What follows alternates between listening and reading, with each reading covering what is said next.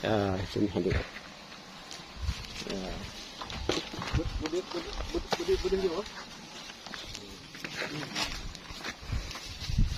Dari situ betul tadi Pak. Ini makam juga. Jadi assalamualaikum warahmatullahi wabarakatuh.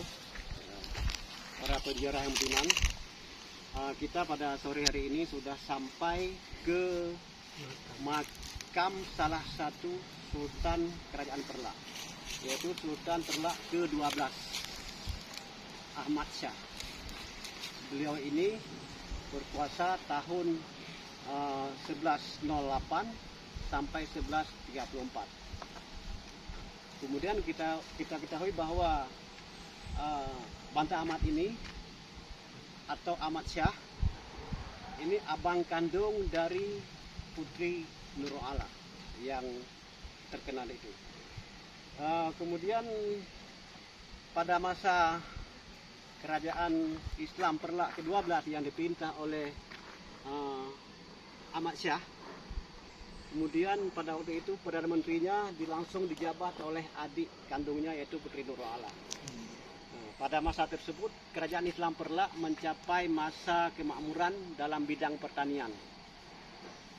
Kita ketahui bahwa pada masa itu bahan-bahan pertanian dari Perlak banyak yang diekspor ke luar negeri.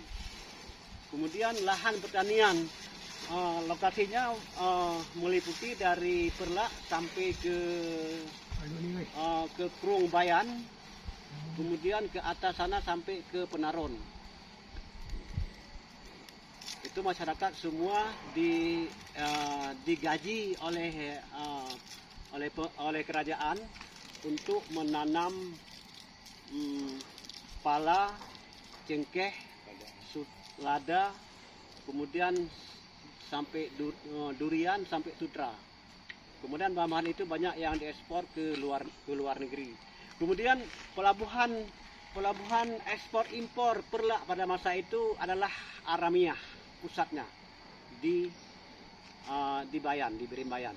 Kemudian kalau kita lihat pelabuhan transit pada masa itu adalah di Alur Nireh, kemudian Jungki, Kruk Lintang, kemudian ada Babah Krung di sekitar Alur Nireh. Itu pelabuhan transit, dikumpulkan barang-barang pertanian ke sana, kemudian baru dikumpulkan di daerah Aramiah, selanjutnya diekspor ke luar negeri. Pada masa itu daerah Perlak mencapai masa kemakmuran dalam bidang pertanian. Inilah sekilas tentang kerajaan Islam Perlak pada masa pemerintahan Ahmad Shah, yaitu Sultan Perlak ke-12. Kemudian beliau ini juga punya adik kandung yaitu Putri Nurul Ala yang kita kenal dalam hikayat Nurul Ala.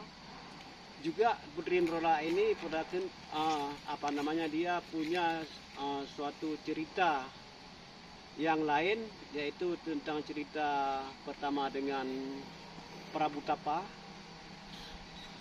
Prabu Tapa itu adalah pangeran di Pulau Jawa, yaitu pangeran pada kerajaan Erlangga terakhir di Mataram. Beliau Prabu Tapa ini sempat dibawa oleh Nurul Ala ke Perlak.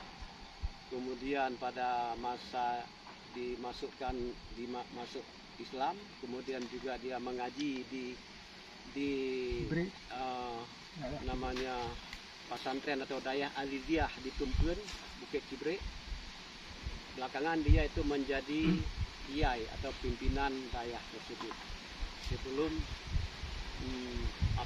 beliau meninggal.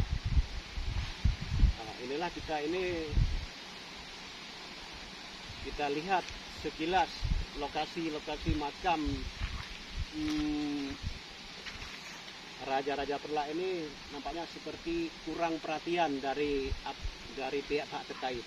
Kita lihat di sampingnya ini masih apa adanya, masih belukar hutan belantara.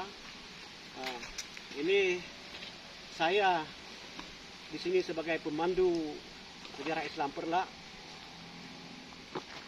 Kemudian saya mengharapkan kepada pihak-pihak terkait, terutama kepada birokrasi, untuk memperhatikan, karena ini karena ini adalah tanda atau situs kebesaran kerajaan Islam Perlak. Ini untuk ke depan harapan kami dari saya, kemudian jadi juga dari Bapak Usman yang merupakan seorang doktor dari Universitas Samudra Langsa, berharap kepada pemerintah, terutama pemerintah daerah, untuk memperhatikan tentang situs-situs kerajaan Islam Perlak. Kemudian kita lihat ini makam, lokasi makam, kemudian keadaan makam yang tidak terurus sama sekali. Ini menjadi menjadi PR kepada kita semua, karena mau tak mau ini adalah tanggung jawab dan kewajiban moral bagi kita, baik kita ini sebagai generasi sekarang ataupun generasi yang akan datang. Ini harapan saya yang sebesar-besarnya kepada pemerintah, khususnya pihak terkait yang bertanggung jawab tentang masalah-masalah cagar budaya, ini supaya memperhatikan, kemudian mendata kembali tempat-tempat yang menjadi cagar budaya untuk Aceh, supaya generasi mendatang mengetahui kebesaran kerajaan Islam Perlak di masa lalu. Demikian. Terima kasih.